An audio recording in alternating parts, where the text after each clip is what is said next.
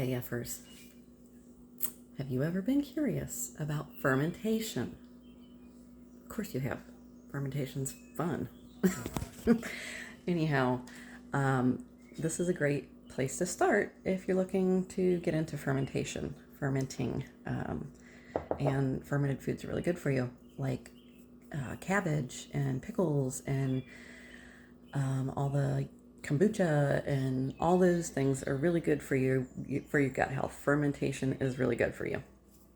So what we're going to start with today, I'm going to try to show you how to make it, is a sourdough starter. So sourdough starter is different. So sourdough bread, if you make sourdough bread, it's different than regular breads because it doesn't use a baker's yeast. It has to use a sourdough starter. And a sourdough starter is cool because it's fermented. And what happens is when you mix the flour and water, the natural wild yeasts and bacteria, it's going to ferment the the starter. It's natural fermentation, so it uses the wild yeasts and the bacteria and air to ferment. And that's what gives it that really funky, awesome, delicious smell. And when you make the bread, that's what makes the bread sour. And it's the most delicious stuff ever in the whole world. So what you're going to need to do this is need some whole wheat flour, all-purpose flour. It doesn't have to be unbleached. I just happen to have unbleached. And a container to put your starter in. I would recommend at least a quart jar, a quart size something, because it will grow. And water. And the recipe I'm using, I got from, I don't know if I'm going to pronounce her name right, Amy Duska. Anyhow, I'll put a link. So before you get started, this is going to make life easier.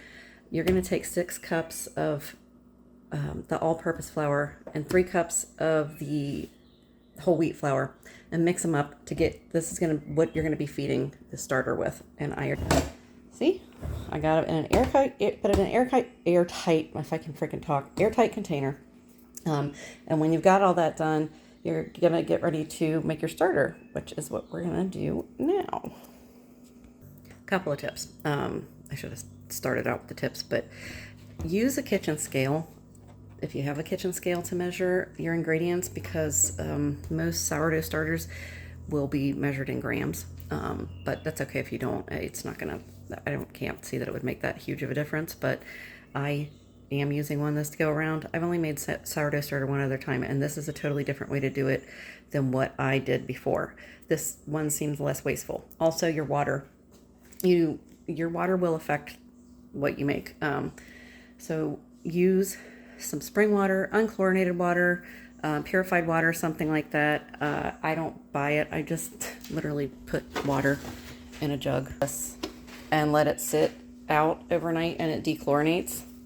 Also, that's how I water my plants. Yeah, don't use tap water if you can avoid it. Also, sourdough starter can take anywhere between like 7 to 14 days, depending on the temperature of your kitchen. It likes the warmth, and the warmth helps it grow and ferment. So it could take anywhere between 7 to 14 days usually before it doubles in size and where you can actually start using it to make delicious sourdough bread. Now, the very first day you're going to do this is you're going to take 1 cup, which I have in here already. You're going to take 1 cup of your flour mixture, and you're going to put it in a clean jar, and then you're going to add a half a cup of water to that, and then you're going to mix it up. All right, so now I've got my flour in there. We're going to add the water, and then we're just going to give it a good little stir. Get all that incorporated. No, you don't want any dryness up in there. All right, so there we have the beginning of our sourdough starter.